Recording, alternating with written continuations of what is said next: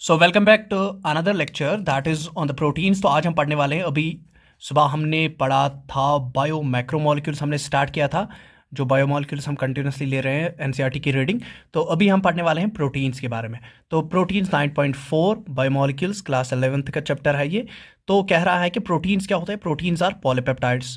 तो पहली बात ये जो याद रखनी है हमें कि प्रोटीन्स क्या होते हैं, ये पॉलीपेप्टाइड्स होते हैं। और पॉलीपेप्टाइड का मतलब क्या हो गया, poly means money, peptides means कि बहुत सारे अमाइनो एसिड्स का या बहुत सारे पेप्टाइड बॉन्ड्स जो बनते हैं अमाइनो एसिड्स के, तो उनकी कम्बिनेशन होती है प्रोटीन। तो हम कहेंगे बहुत सारे अमाइनो एसिड्स जब ज्वाइन होते हैं तो वो बनाते हैं पॉलीपेप्टाइड, और पॉलीपेप्टाइड को हम क्या कहते हैं, प्रोटीन कहते हैं।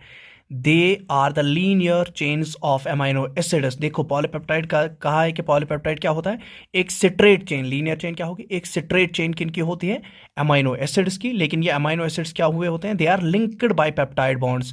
तो अमाइनो एसिड्स के दरमियान कौन सा बॉन्ड होता है, पेप्टाइड बॉन्ड, इसलिए हम इसको पॉलीपेप्टाइड कहते हैं। तो पेप्टाइड बॉन्ड हो गया कि जब बहुत सारे अमाइनो एसिड ज्वाइन हो जाएंगे तो वो कौन सा बॉन्ड बनाएंगे एक दूसरे के साथ, पेप्टाइड बॉन्ड। और पेप्टाइड बॉन्ड में एक चीज़ मैं बोलूँ कि पेप्टाइड बॉन्ड होता है डिहाइड्रेशन सिंथेसिस रिएक्शन से कंप्लीट, ठीक है। तो इस पर मैंने एक वीडियो सेपरेटली भी बनाया है। तो each protein is a polymer of amino acids. कहता है कि हर कोई प्रोटीन जो होता है ये किसका पॉलीमर होता है, मतलब ये बहुत सारे यूनिट्स का बना होता है। लेकिन किन वाले यूनिट्स का, अमाइनो एसिड्स का। तो बन गया ये polymer. As there are 20 types of amino acids. कितने किस्म के अमाइनो एसिड्स हैं, 20 टाइप्स ऑफ अमाइनो एसिड्स हैं। और एग्जाम्पल भी दी गई है, एलेनिन, ठीक है, सिस्टीन, प्रोलीन, ट्रिप्टोफैन, लाइसीन। ये कुछ एग्जाम्पल्स है किनकी, अमाइनो एसिड्स की। 20 अमाइनो एसिड्स है टोटल। तो इन 20 अमाइनो एसिड्स को हम इन 20 अमाइनो एसिड्स को हम स्टैंडर्ड अमाइनो एसिड्स भी कहते हैं, क्योंकि यही 20 अमाइनो एसिड्स क्या करते हैं, प्रोटीन फॉर्मेशन में टेक पार्ट करते हैं। तो उसके बाद लिखा है protein is a hetero polymer. तो यहाँ पर हमें बड़ा इंपॉर्टेंट क्वेश्चन मिल जाता है नीट के लिए कि एक प्रोटीन क्या होता है, ये हेटेरो पॉलीमर होता है, ना कि ये होमोपॉलीमर है। तो ये होमोपॉलीमर नहीं है, बट ये क्या है, हेटेरो पॉलीमर। अब होमोपॉलीमर क्या होता है और हेटेरो पॉलीमर क्या होता है। तो अगर होमोपॉलीमर की बात की जाए तो क्या लिख रहा है, क्या लिख रही है एनसीईआरटी, लिख रही है कि homopolymer has only one type of monomer repeating n times number of times. तो कहता है कि एक होमोपॉलीमर वो सब्सटेंस होती है जो बनी हुई होती है सिमिलर काइंड ऑफ यूनिट्स की, मतलब सिमिलर यूनिट्स की बनी होती है।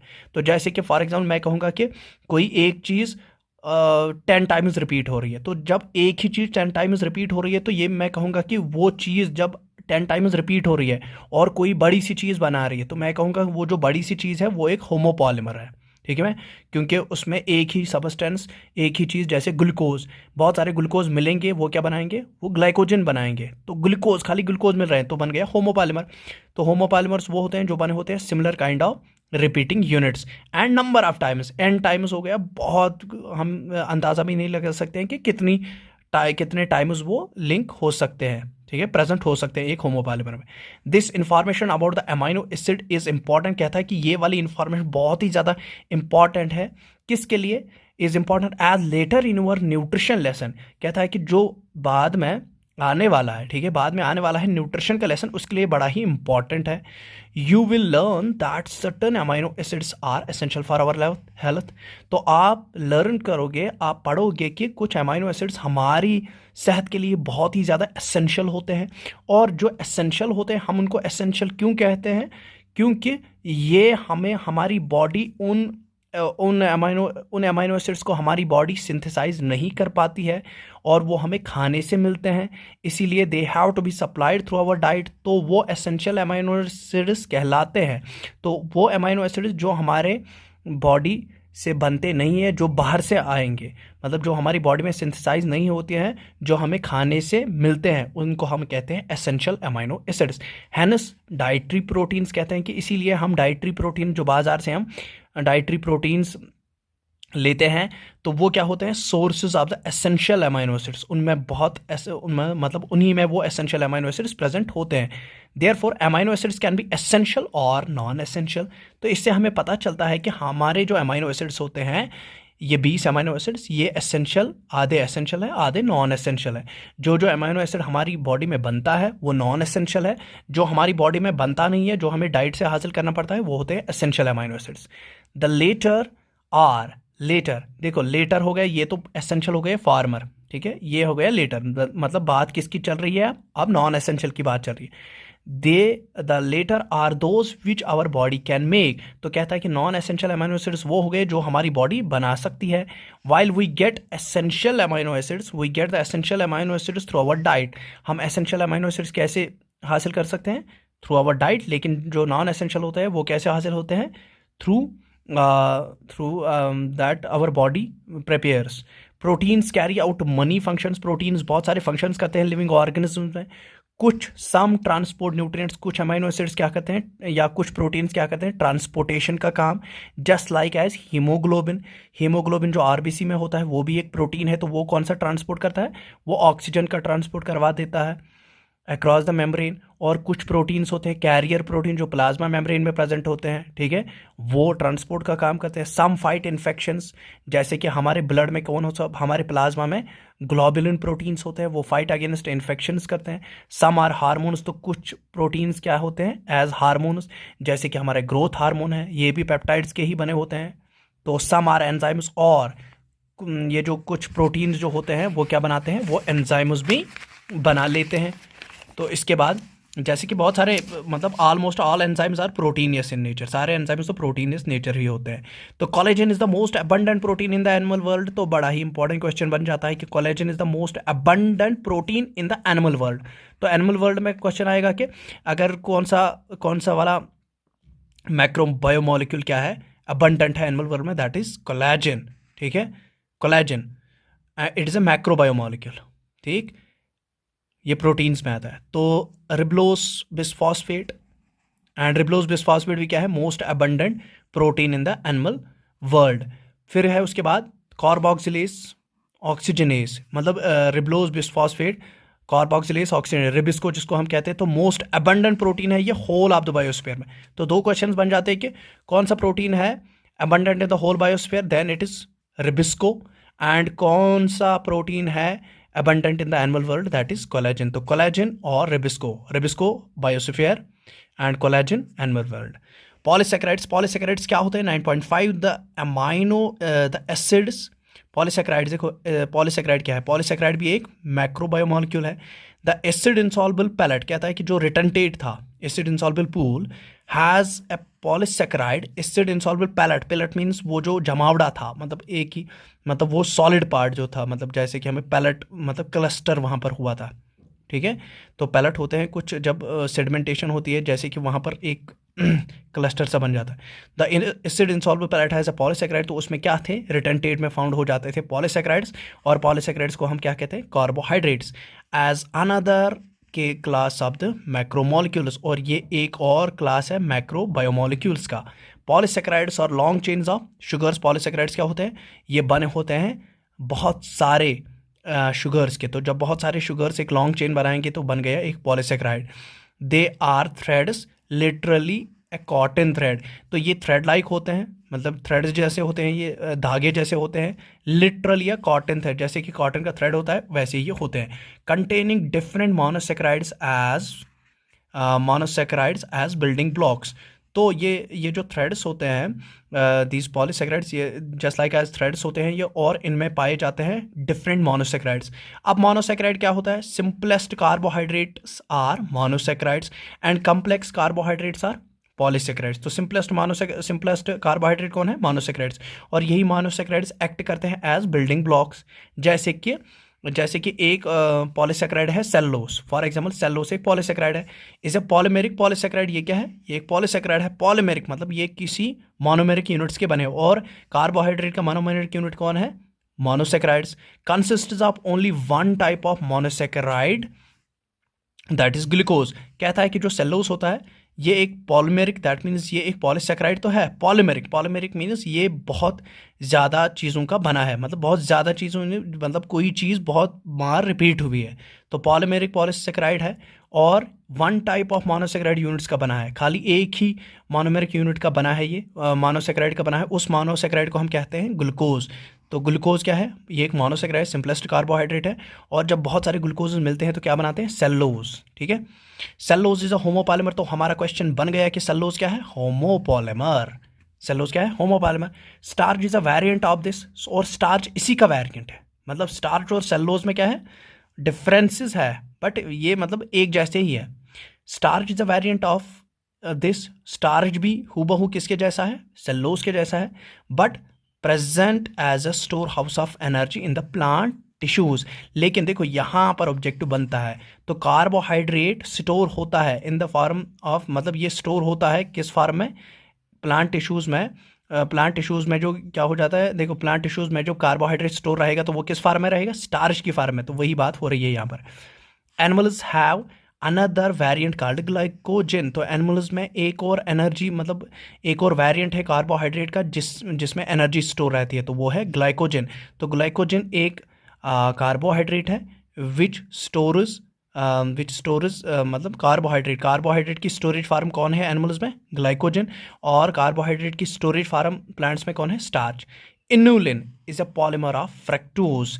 तो इनुलिन जो है ये किसका पॉलीमर है, फ्रक्टोज का polymer.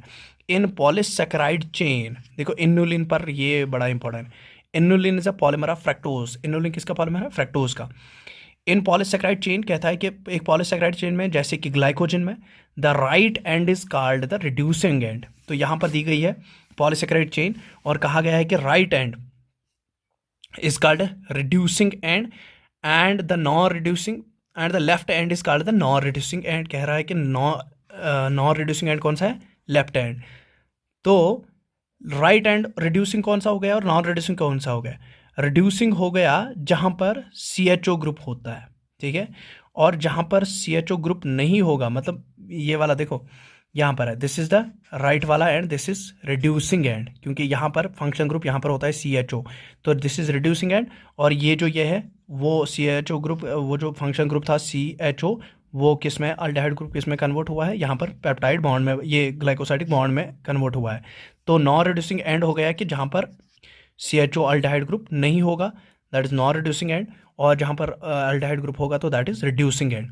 It has branches as shown in the form of cartoons. तो कहता है कि ये जो ग्लाइकोजन होता है इसमें ब्रांचेड स्ट्रक्चर होता है। तो बन गए एक और क्वेश्चन कि ग्लाइकोजन स्ट्रेट चेनड होता है कि ये ब्रांचेड होता है। तो ग्लाइकोजन क्या है, इट्स है branching structure.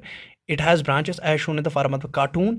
Starch forms helical, देखो स्टार्च, इस पर ये वाला बड़ा इंपॉर्टेंट है। स्टार्च में क्या है, हेलिकल सेकेंडरी स्ट्रक्चर। ये भी क्वेश्चन है कि स्टार्च में कौन सा स्ट्रक्चर पाया जाता है, सेकेंडरी बट हेलिकल अरेंजमेंट होती है। और in fact the starch can hold, देखो due to this helical structure, starch में ब्रांचेड स्ट्रक्चर भी है, हेलिकल मतलब ये जो ब्रांच निकल रही है वो हेलिकली अरेंज हुई है। और उसी हेलिकल अरेंजमेंट की वजह से स्टार्च में क्या होल्ड हो जाता है, starch can hold iodine molecule. वो आयोडीन मॉलिक्यूल उस हेलिकल अरेंजमेंट जो फॉर एग्जाम्पल ऐसे है क्या, ये सिट्रेट चेन है और उसके बाद ब्रांचिंग हो गई है, लेकिन ये जो स्टार्च में ब्रांचिंग हो गई है वो हेलिकली अरेंज हो गई है। वो ब्रांच क्या है, वो हेलिकली अरेंज हो गई है और उसी में क्या हो जाता है, उसी में ये आयोडीन का मॉलिक्यूल फंस जाता है और जिसकी वजह से क्या हो जाता है, जिसकी वजह से स्टार्च और आयोडीन का जब कॉम्बिनेशन हो जाता है तो ये कौन सा कलर देता है, blue colour. While as glycogen blue colour देगा ही नहीं, क्यों, क्योंकि ग्लाइकोजन में ब्रांचेड चेन्स तो हैं बट वो हीलिकली नहीं है, वो हीलिकल नहीं है। लेकिन स्टार्च में ब्रांचेड चेन है लेकिन वो हीलिकली अरेंज हुई है, इसीलिए वो फंस जाता है उस हीलिकल स्ट्रक्चर में, आयोडीन फंस जाता है और ये क्या कौन सा कलर देता है, डीप ब्लू कलर। तो हमें डीप ब्लू कलर कब मिलेगा, जब किसी भी चीज़ में स्टार्च की प्रेजेंस हो जाएगी। तो कार्बोहाइड्रेट के लिए ये वाला टेस्ट बड़ा इंपॉर्टेंट है, starch test. Cellulose does not contain complex helices and hence cannot hold I2। कहता है कि सेलोज भी कम्प्लेक्स हेलिसीज नहीं बना पाता है, इसीलिए उसमें भी आयोडीन होल्ड नहीं हो सकता है, तो वो डीप ब्लू कलर नहीं दे सकता है। तो ये तो हो गया कंप्लीट हमारा कौन सा, पॉलीसेकेराइड्स। तो उसके बाद पॉलीसेकेराइड्स कंप्लीट तो नहीं हुआ है बट थोड़ा सा इसमें रह गया। प्लांट सेल्स यहाँ पर है, लिखा है कि plant cell walls are made up of cellulose. Plant cell walls किसकी बनी होती है, सेलुलोज की। तो सेलुलोज क्या है, एक स्ट्रक्चरल पॉलीसेकेराइड है। स्ट्रक्चरल पॉलीसेकेराइड क्यों, क्योंकि जो पॉलीसेकेराइड्स होते हैं दो किस्म के होते हैं, एक तो फंक्शनल जो मतलब कोई फंक्शन करेंगे, दूसरे स्ट्रक्चरल। तो प्लांट सेल वॉल किसकी बनी होती है, सेलुलोज की बनी होती है। और सेल वॉल जो होती है वो सेल वॉल का जो स्ट्रक्चर होता है वो बेसिकली रिजिड होता है और वो मेंटेन करता है सेल की शेप को। इसीलिए हम कहेंगे कि सेल वॉल में जो ये सेलुलोज है, सेलुलोज क्या करता है, ये स्ट्रक्चरल पॉलिसी, ये स्ट्रक्चर को मेंटेन करता है। Paper made from the plant pulp and cotton fibres is cellulosic. कहता है कि जो हम प्लांट पेपर में जो हम पेपर बनाते हैं, जिस पर हम लिखते हैं, तो वो किसका बना होता है? वो सेल्यूलोज का ही बना होता है। There are more complex polysaccharides. कहता है कि यहाँ बहुत ज़्यादा कम्प्लेक्स पॉलीसैकेराइड्स हैं नेचर में, कुदरत में। They have as building blocks. तो उनमें भी क्या है? बिल्डिंग ब्लॉक्स होते हैं, जैसे कि अमाइनो शुगर्स। उन किसी में अमाइनो शुगर होगा एज ए बिल्डिंग ब्लॉक। अभी तक हम देख रहे थे कार्बोहाइड्रेट्स में खाली शुगर्स थे एज ए बिल्डिंग ब्लॉक, लेकिन कोई होता है क्या? कोई होता है जिसमें, जिनको हम कहते हैं हिटीरियो पॉलीसैकेराइड्स। हिटीरियो पॉलीसैकेराइड्स में क्या होता है? मतलब जैसे अभी मैंने कहा कि अभी हमने स्टार्च कहा, सेल्यूलोज कहा, ग्लाइकोजन कहा, तो ये सारे होमोपॉलीमर्स हैं, ये एक ही यूनिट के बने होते हैं। वाइल एज कुछ ऐसे कार्बोहाइड्रेट्स हैं जो डिफरेंट यूनिट्स के बने होते हैं, जैसे अमाइन शुगर्स या किसी और के। तो बिल्डिंग ब्लॉक्स ये भी अमाइन शुगर्स भी हो सकते हैं, जैसे कि काइटिन जैसे कि काइटिन में, हाँ जी, काइटिन में नायक यूनिट्स पाए जाते हैं। एंड केमिकली मॉडिफाइड शुगर्स, और यहाँ पर दिखाया है कि केमिकली मॉडिफाइड शुगर, जैसे कि ग्लाइकोसमाइन एन एस्टाइल ग्लाइकोसमाइन। तो ये होते हैं हिटीरियो पॉलीसैकेराइड्स। तो ये जब दो डिफरेंट यूनिट्स के बने होंगे पॉलीसैकेराइड्स, तो वो कहलाते हैं हिटीरियो पॉलीसैकेराइड। जिसमें कौन आता है? जिसमें हमारे आते हैं पेप्टाइडोग्लाइकन आता है, जिसमें पेप्टाइडोग्लाइकन में होता है एन एस्टाइल ग्लाइकोसमाइन, ठीक है। नैग और नैम्स होते हैं उसमें। एक्सोस्केलेटन ऑफ आर्थ्रोपोड्स, जो एक्सोस्केलेटन होता है आर्थ्रोपोड्स का, वो किसका बना होता है? Have a complex polysaccharide called chitin. तो वो काइटिन का बना होता है, ठीक। और these complex polysaccharides are mostly homopolymers. Chitin तो होमोपॉलीमर है, देखो ये वाला काइटिन तो होमोपॉलीमर है, काइटिन होमोपॉलीमर है, ये बात याद रखना है, काइटिन होमोपॉलीमर है। और इसमें कौन से यूनिट्स होते हैं? N acetyl glucosamine units. लेकिन जो पेप्टाइडोग्लाइकन होता है, पेप्टाइडोग्लाइकन क्या होता है? हिटीरियो पॉलीमर होता है, ठीक है। लेकिन ये बात याद रखने है कि काइटिन क्या है? होमोपॉलीमर है। लिखा भी है कि ये होमोपॉलीमर, ये बना होता है किनका? नैग्स का, एन एस्टाइल ग्लाइकोसमाइन, ठीक है। एन एस्टाइल ग्लाइकोसमाइन यूनिट्स का ये बना होता है। तो जो नैग प्लस नैम होता है वो पेप्टाइडोग्लाइकन है, वो है हिटीरियो पॉलीमर। तो कल हम पढ़ने वाले हैं, कल का लेक्चर हो जाएगा 9.6 वाला न्यूक्लिक एसिड्स।